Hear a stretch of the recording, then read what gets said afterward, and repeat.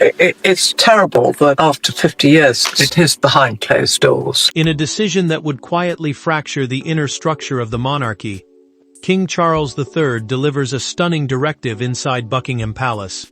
Princess Catherine is granted full authority over all coronation planning decisions, from ceremonial structure to guest protocols and symbolic design choices. In the same breath, Queen Camilla is noticeably excluded from the decision-making circle. One sealed instruction changes the balance of royal influence forever, and nothing inside the palace remains untouched afterward. Before we go deeper into what this really means for the royal family, make sure to subscribe so you don't miss a single update. Charles knew every person in that room understood the weight of what was coming. The coronation preparations were already at their final planning phase, where every detail mattered, because the ceremony was not just tradition, it was identity. Two competing visions had been clashing behind closed doors for weeks. One rooted in strict ceremonial heritage, the other pushing for a more modern, streamlined expression of monarchy, meant to reflect a changing public expectation. Camilla did not move when the briefing shifted tone. She sat through it, absorbing every word, as the realization formed slowly but sharply her advisory role was no longer central to the discussions she once helped shape. That exclusion did not arrive with confrontation. It arrived with silence, and that silence carried more force than any argument. At the same time, Catherine was led into a private, closed-door briefing with Charles, unaware of how dramatically her position was about to change. Inside that meeting, Catherine was visibly overwhelmed as the monarch spoke with deliberate calm, the kind that hides irreversible intent. The responsibility being placed on her shoulders was not symbolic anymore. It was operational. It meant decisions, authority, and control over every layer of coronation planning, from seating arrangements to ceremonial symbolism that would define how the world remembered the crown. The signed directive came without ceremony. Charles placed it on the table with no announcement, no explanation beyond what was already understood. It formally transferred full coronation planning authority to Catherine alone. Not shared, not advisory, final. And once spoken into structure, it could not be quietly reversed without destabilizing the entire planning framework already in motion. Across the palace corridors, the shift began immediately. Senior aides moved with quiet urgency, reshuffling briefing documents, revising schedules, and erasing Camilla's name from sections she had long been part of. It was not announced, it was executed. Authority in the monarchy rarely changes publicly at first. It changes on paper long before anyone acknowledges it out loud. Camilla stood outside a closed door that did not open for her. No explanation followed, no reassurance arrived, just distance. And in that distance, the reality settled in something fundamental inside the coronation. Structure had already changed without her consent, or even her presence in the room where it was decided. Then came the next ripple. William was summoned unexpectedly after whispers reached him that the coronation structure was now being shaped under Catherine's sole vision. He did not ask for clarification immediately. He understood that when summons come without context inside the palace, it means the conversation has already begun without you. Inside a quiet private study, Charles placed a folded document on the table without speaking. Catherine read it in silence. Her hand tightened slightly as she reached the final line. Across the palace corridor, Camilla remained outside that closed door, waiting for a moment that never arrived. But this single decision does not emerge from nowhere. It is the result of tensions, alliances, and silent fractures that began long before this moment of authority was ever signed into existence. As the coronation power shift spreads through the palace like a silent shockwave, three figures stand at the center of something far bigger than any of them can fully control. Charles feels it first, a tightening pressure behind every decision he has tried to balance for years. Tradition on one side, modernization on the other. Catherine carries it quietly, suddenly placed closer to the heart of ceremonial power than she ever expected. Camilla feels it last, like a door closing somewhere she was not warned about. The same institution surrounds them all, yet each of them is now living inside a completely different version of it. Charles does not sleep the night before the tension fully surfaces. He has always understood that the coronation is not just ceremony, it is stability, the visible proof that the monarchy still holds shape under pressure. Modernizing it has always been his intention, but not at the cost of fracture. That balance now feels thinner than ever, because the future royal order, the structured system defining roles, authority, and ceremonial influence, is no longer abstract. It is being decided in real time, and every decision now carries personal consequence. Catherine feels that weight in silence. She does not ask for the position forming around her, yet it forms anyway. Her influence has grown through trust, through public connection, and through the steady confidence of those who see her as stabilizing rather than disruptive. Still, she hesitates privately, fully aware that stepping forward means shifting loyalty lines inside the palace. Catherine knows that once authority settles around her, it will not remain neutral for long. Camilla learns the shift in the most indirect way possible, not from Charles, not from any formal word. Instead, it comes through aides who arrive with revised planning materials and careful avoidance of eye contact.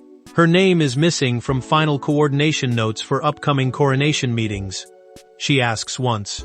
The answer is not spoken, it is shown in silence. That silence tells her everything about where she now stands in the structure she helped build, over months of planning and consultation.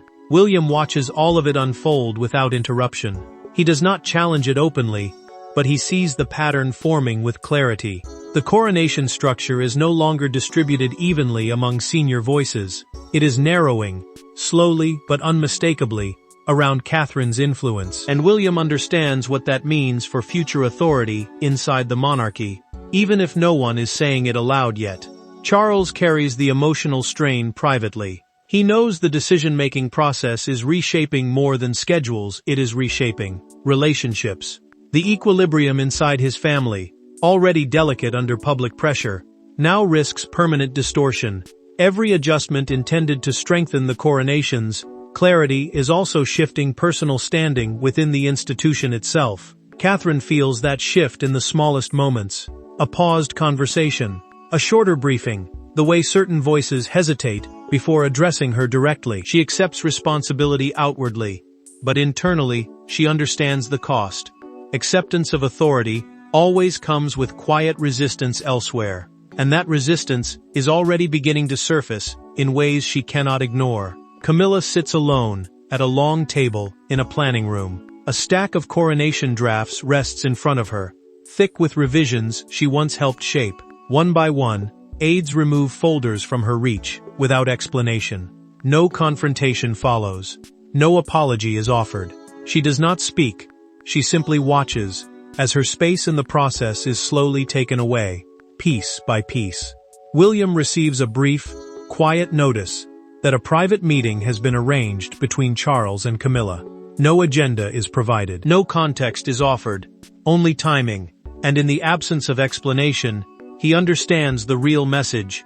Something decisive is about to be said, and it will not remain private for long. Yet the roots of this transformation were not planted in this moment. They stretch back to a single private incident that changed everything without public awareness. Long before authority was reassigned and coronation plans were rewritten, something small but irreversible cracked inside Windsor Castle. It did not happen in public. It did not happen with ceremony. It happened in a closed room where silence mattered more than rank, and where every word carried the weight of future consequences. Charles felt it the moment the conversation turned. Camilla felt it as resistance. Catherine felt it as certainty. And none of them left that room unchanged. Charles knew every person in that Windsor chamber had been summoned for something that looked routine on paper, but carried hidden weight. The coronation rehearsal was meant to finalize ceremonial hierarchy, the structured order of roles, seating, and symbolic placement that defines who stands where during a coronation and why it matters. On the surface, it was procedure. Beneath it, it was power being quietly tested. Two realities existed in that room: tradition that wanted to remain untouched, and a modern direction that refused to stay silent. Catherine did not raise her voice when she spoke. She never needed to. She questioned the proposed protocol with calm precision, pointing out how the current structure limited her role in shaping the ceremony beyond symbolic presence. Her words were steady, but they cut through the room with unexpected force. She was not asking for space, she was defining it, and that difference landed heavily in the silence that followed. Camilla reacted immediately, her composure tightening into something sharper. She insisted that tradition was not decoration, it was the backbone of the monarchy's identity. Her response was not just disagreement, it was protection of legacy she believed could not be altered without consequence. The tension did not rise loudly, it rose carefully, in controlled sentences, in pauses that lasted too long, in glances that did not fully meet. Charles watched both sides form in real time. Then Catherine introduced an alternative coronation framework during the same meeting, laid out through a documented planning account prepared in advance of the discussion. It was structured, deliberate, and unexpectedly complete. Advisors in the room reacted before Charles did. A few saw stability in it, a few saw risk, but none ignored it. And in that moment, something subtle shifted, not agreement, but attention. Charles did not interrupt. He paused the meeting entirely, letting the weight of the proposal settle without direction. That silence became louder than any argument. It was not approval, but it was not rejection either. It was hesitation, and hesitation inside a monarchy always becomes memory. That moment planted a question Charles never voiced aloud but never stopped carrying. Who should truly shape the ceremony that defines the crown's next chapter? Tradition or transformation? Stability or reinterpretation? Camilla's certainty or Catherine's emerging clarity? The room left without resolution, but not without consequence. Camilla later learned, through a documented internal briefing note circulated by aides, that Catherine's proposal had been formally logged for review, a detail no one had expected to survive beyond discussion. She did not confront it immediately. She simply read it once, then again, her expression controlled but altered in ways she did not allow others to see. That same night, Charles remained alone with the papers. A recorded advisory transcript from the meeting was placed back on his desk as part of standard review procedure. He revisited Catherine's framework in silence, reading line by line without interruption. No one witnessed his reaction, but the length of his stillness became its own answer. Inside the Windsor chamber, the final image of that day remained fixed. Catherine pointing calmly at a section of the document, Camilla offering a restrained objection that never fully softened, and Charles slowly removing his glasses, leaning back, and holding silence for nearly a full minute. No decision was announced, yet everything had already begun to change. From that silent pause forward, the balance of influence inside the palace begins to shift, until one confrontation brings those tensions into the open. The first open rupture arrives in a narrow palace corridor, where formality collapses into something far more dangerous: direct confrontation. Catherine stands still at one end of the corridor, steady and composed, while Camilla approaches with controlled steps that carry more weight than speed.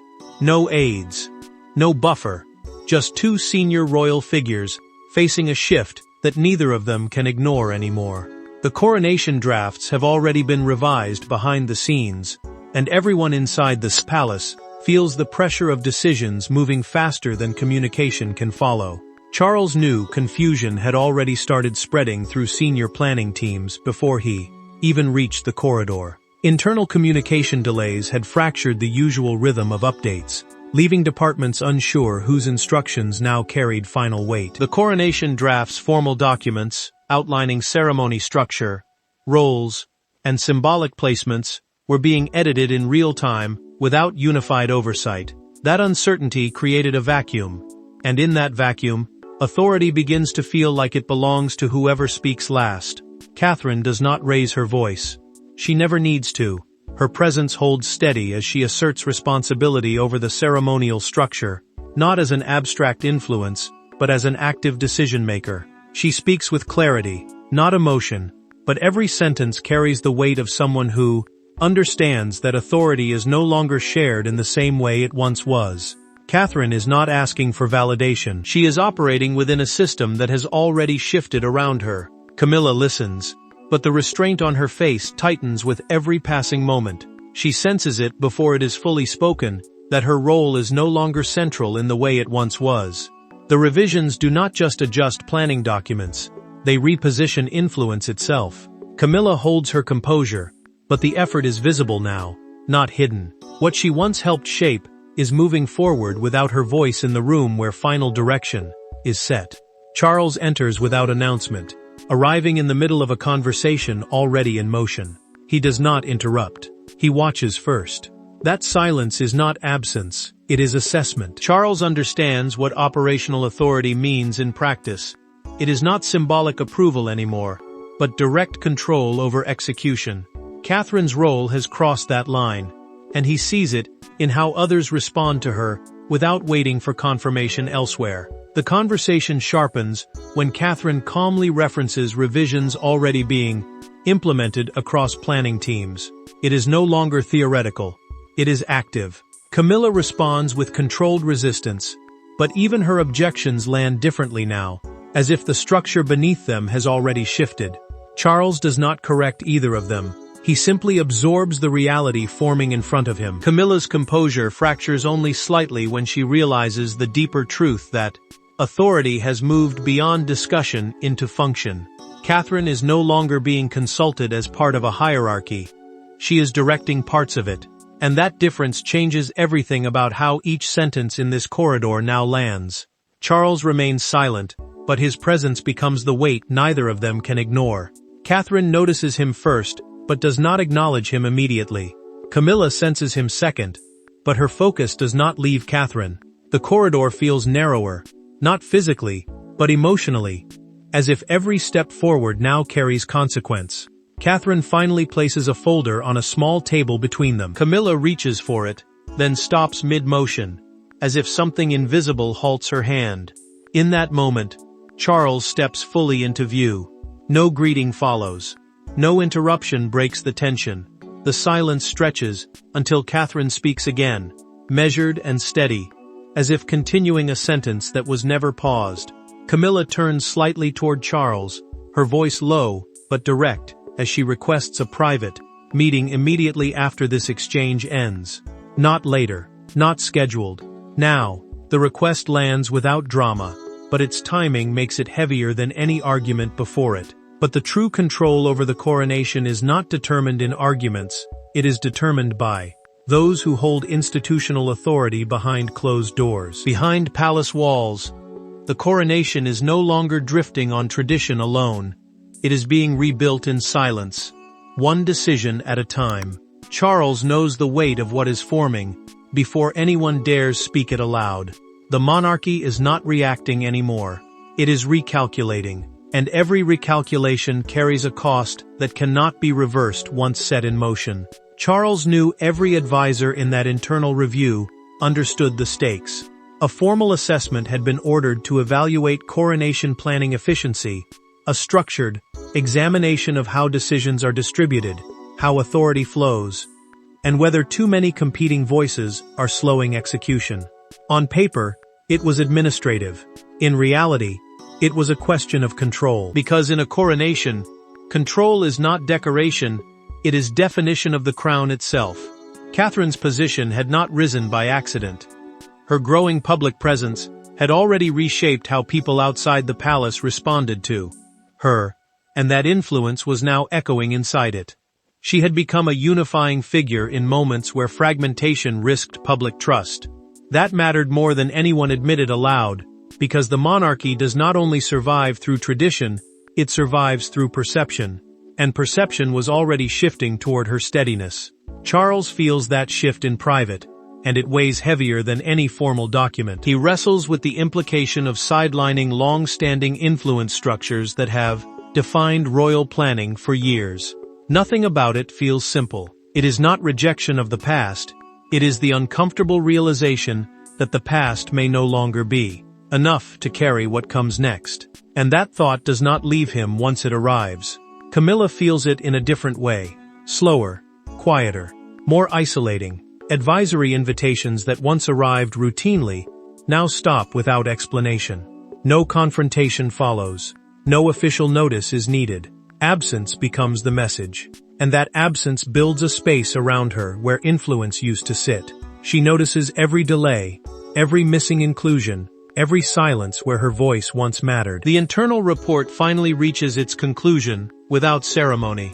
It explicitly recommends consolidating coronation decision-making under Catherine's leadership, not as symbolism, not as temporary arrangement, as structure. The reasoning is practical on paper: clarity, stability, unified direction. But beneath it lies something more decisive: the removal of friction from the center of planning, authority. Senior aides do not wait for public acknowledgement.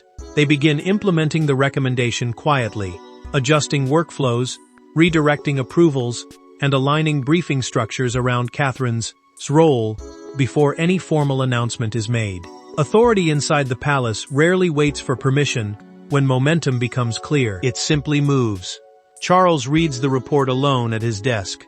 No interruptions, no commentary, only silence stretching between each page. He closes it slowly when he reaches the final line, then places it face down, as if the weight of it might otherwise continue speaking. That silence is not confusion.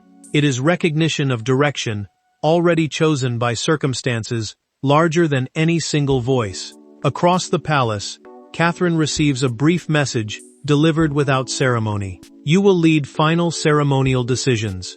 No embellishment, no explanation, just confirmation of what the system has already begun to reflect. She reads it once, then again, without reaction visible to anyone around her. Because responsibility does not always arrive loudly.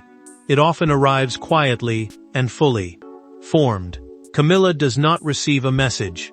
That absence is its own confirmation. William reviews the same internal conclusion separately, without speaking for some time after reading it. Then he requests a private discussion with Charles. No agenda is attached. No framing is offered.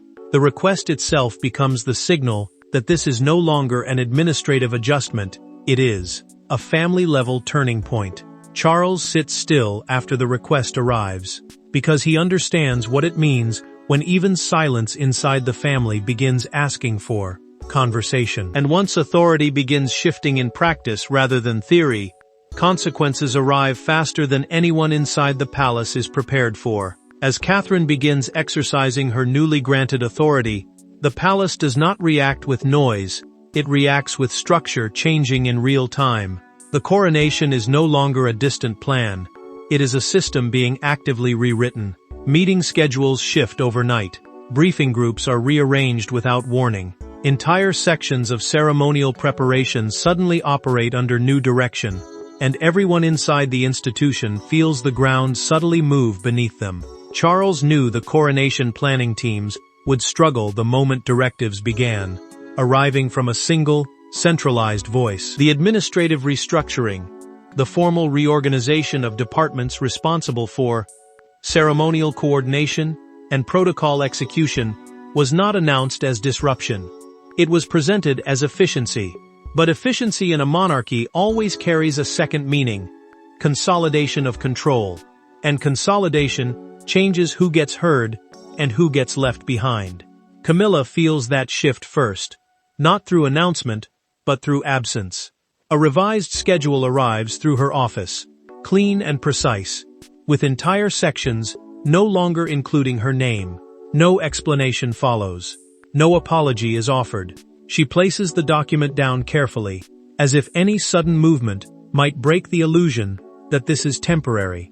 But it is not temporary. It is structured. And Camilla understands that silence is now the only response left available to her. Camilla reacts with controlled stillness, refusing to let frustration surface where it might be recorded, repeated, or misinterpreted.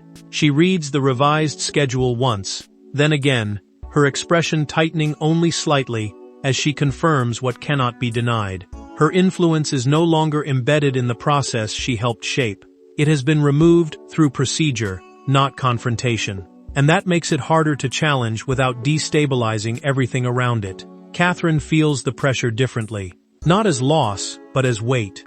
The responsibility is no longer theoretical or advisory, it is operational. Decisions now pass through her directly, and every choice carries visible consequence. Catherine does not celebrate this shift, she absorbs it, because leadership in this space is never just authority, it is accountability in motion, with no room to step back once the system begins responding to you. Several aides begin adjusting their alignment without waiting for confirmation from traditional channels. Instructions are followed directly from Catherine's office, bypassing older layers of consultation that once slowed decisions down. It is subtle at first, then unmistakable. The center of gravity inside the palace has shifted, and people begin moving toward it instinctively, even without being told to. Charles does not intervene immediately. That silence is not absence, it is observation. He allows the restructuring to continue, watching how quickly institutional behavior adapts when authority becomes clear rather than distributed. It is a calculated pause, but it comes at a cost, because every hour without correction strengthens the new structure and weakens the old one. Camilla places a paper schedule down on a long table in a quiet room. Her fingers release it slowly, deliberately. The document is precise, final, and unmistakable in what it excludes. She looks at the blanked-out sections where her name once appeared, then holds her expression steady as the reality settles in without ceremony. She says nothing, not because there is nothing to say, but because anything said would no longer change the outcome. She turns away as the door closes behind her. Within hours, an urgent development escalates the situation further. A private emergency meeting is called between Charles, William, and Catherine. No public framing, no institutional announcement, just 3 names, pulled into the same room under circumstances that no longer feel procedural. The monarchy is no longer adjusting documents, it is adjusting itself. But the most significant shift is not administrative, it is personal, and it unfolds when royal family members meet without institutional protection. The room feels smaller the moment the door closes, not because it has changed, but because nothing outside it can reach inside anymore. Charles sits first, but he does not lead the moment. Catherine stands near the edge of the space, steady but careful, as if choosing every word before it exists. William remains between them in position, but not in certainty. What is being discussed is no longer procedure, it is permanence. Charles knew every person in that room understood why this meeting could not include aides, advisors, or the usual institutional layers. The monarchy was trying to stabilize coronation leadership clarity, the formal alignment of who holds final decision-making authority over ceremonial planning and execution. But clarity on paper does not guarantee clarity in emotion. And inside this room, emotional weight is heavier than any written structure. Catherine speaks first, with restraint, her voice controlled, but unmistakably present. She does not challenge the decision anymore. She explains its consequences. Her concern is not for authority, but for fracture. She understands that when responsibility concentrates, relationships stretch, and what stretches too far inside a family rarely returns to its original shape without damage. Charles listens more than he responds. That alone signals more than any declaration. His silence carries recognition, not resistance. He has already seen how the structure has shifted beyond reversal. What he acknowledges now is not a choice being made, but a choice already absorbed by the institution itself. And in that acceptance lies a quiet resignation, one that does not need to be spoken to be understood. William feels it differently. He sits with the tension between loyalty and clarity, watching both sides of something that cannot be separated cleanly anymore. The internal unity of the monarchy, the shared alignment between senior family members and institutional responsibility is no longer seamless. It is layered, strained, and pulling in different directions at once.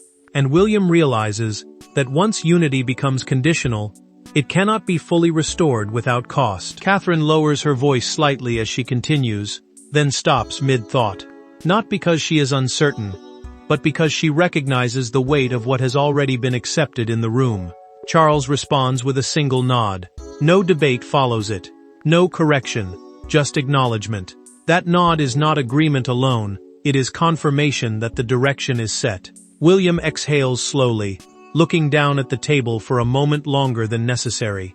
He understands now that what is being finalized here is not a discussion anymore. It is closure on an internal struggle that has already moved past negotiation. He stands first, not abruptly, but with the quiet awareness that staying longer would only repeat what has already been understood. Charles does not stop him. Catherine does not either, because in different ways, all three of them know the same thing. Now the decision has already settled emotionally, even before any formal structure declared it final. Charles finally speaks in a low, steady tone, confirming what the silence has already said. The decision will stand as formally structured, not because it is uncontested, but because undoing it now would fracture more than it would repair. And in that moment, the monarchy chooses stability over reversal, even as it absorbs the cost of that choice. Catherine does not celebrate. She simply accepts the weight of what that confirmation means. William watches her closely, realizing this is no longer about elevation, it is about permanence. And permanence inside a monarchy is never neutral. As the meeting nears its end, silence returns again, heavier than before. Charles looks at neither of them directly for a moment, as if measuring the distance between intention and consequence. Catherine remains composed, but still, William moves slightly toward the door, and before anything else can be said, Camilla requests a final private audience with Charles. Outside the palace, however, the story is no longer contained within walls, it is already breaking into the public sphere. The coronation decision does not stay inside the palace for long. It breaks out suddenly, violently, as if the walls meant to contain it were never strong enough in the first place. Headlines ignite across Britain within minutes. Catherine's name rises to the center of the story, with a weight that feels irreversible, while Camilla's absence becomes its own kind of public statement. The monarchy is no longer speaking to itself. It is being interpreted by everyone watching. Charles knew the moment the media cycle began that control had shifted from internal structure to public perception. Media outlets move fast because they are reacting to a story they did not expect to be this. Direct, coronation authority, restructuring the formal redistribution of decision-making, power over ceremonial planning and execution. What should have been an internal adjustment has become a national narrative, and narratives do not wait for permission to spread. Catherine becomes the focal point of public reaction almost immediately. Supporters frame her rise as a modern stabilizing force, someone who brings clarity and correction to a ceremony that represents the future identity of the crown. Her role is no longer just institutional, it is symbolic in the eyes of the public. And that symbolism grows faster than any palace statement can contain it. Camilla's exclusion, however, becomes equally visible. Debate begins forming across broadcasts and print coverage about what her diminishing presence means inside the royal structure. Some frame it as procedural adjustment. Others interpret it as a quiet removal from influence. The absence of confirmation from the palace only intensifies speculation, turning silence into its own form of commentary. Charles appears in indirect sourcing through a documented internal briefing shared with senior communications staff, where he emphasizes restraint before any public response is issued. That restraint, however, creates a vacuum outside, and in that vacuum, interpretation becomes louder than clarification. The monarchy is no longer shaping the narrative, it is reacting to it. A major broadcaster frames the unfolding situation as the most significant internal shift in coronation history. During a recorded live segment, a phrase that instantly begins circulating across digital platforms. The wording is not official, but it sticks, because it captures something the public already senses, that this is not just a planning, adjustment, but a redefinition of influence inside the crown itself. Outside Buckingham Palace, crowds begin to gather. Some hold phones up to screens, replaying breaking coverage. Others stand in quiet clusters, watching entrances as if expecting confirmation to physically appear. The building becomes less of a residence and more of a symbol under observation, as though the public is waiting for it to explain itself without words. Inside the palace, preparations begin for an official clarification. Not to reverse the situation, not to challenge it, but to define it publicly in controlled language before speculation fully takes over. Every delay increases pressure, every silence deepens interpretation, and everyone inside understands that whatever is said next will lock the story into place. On live television, a news anchor pauses mid-broadcast, breaking from scripted delivery. The silence stretches just long enough to feel intentional. Then, looking directly into the camera, the anchor says, "This changes everything we thought we understood about who shapes the crown's future ceremony." The statement lands without interruption, spreading instantly across screens already saturated with reaction. And as public interpretation reaches its peak, the monarchy is forced to confront the meaning of the decision itself. The palace does not celebrate the shift. It absorbs it, quietly, permanently. The aftermath of the coronation authority change settles like a weight no one dares to describe aloud. Catherine stands at the center of a structure that no longer questions whether she belongs in it. Camilla stands at the edge of one that has already moved forward without her. And Charles carries the silence of a decision that cannot be undone without breaking something larger than ceremony. Charles knew every senior figure in the palace, understood what had just settled into place. The coronation planning structure, the formal system that determines who directs ceremonial decisions and how authority flows through them, has now stabilized under a single leadership path. What once felt temporary now feels fixed. And stability, inside the monarchy, is never just comfort. It is confirmation that change has fully taken hold. Catherine does not react with triumph. She never has. Instead, she accepts the weight with quiet composure, aware that leadership in this form is not a position, but a responsibility that reshapes every relationship around it. Her authority is no longer emerging, it is established. And with establishment comes expectation, scrutiny, and the unspoken awareness that every decision now carries visible consequence beyond palace walls. Camilla finds her own closure, not through confrontation, but through distance. Her reduced ceremonial role is no longer debated inside rooms where decisions are made. It is acknowledged through absence, through structure, through the quiet reality that influence can fade without a single dramatic moment to mark its departure. And yet she carries herself with restraint, refusing to turn transition into conflict. Charles privately acknowledges what he has already understood for some time. In a documented internal reflection, shared only within the highest advisory circle, he describes the shift as irreversible but necessary for institutional stability. That acknowledgement is not surrender.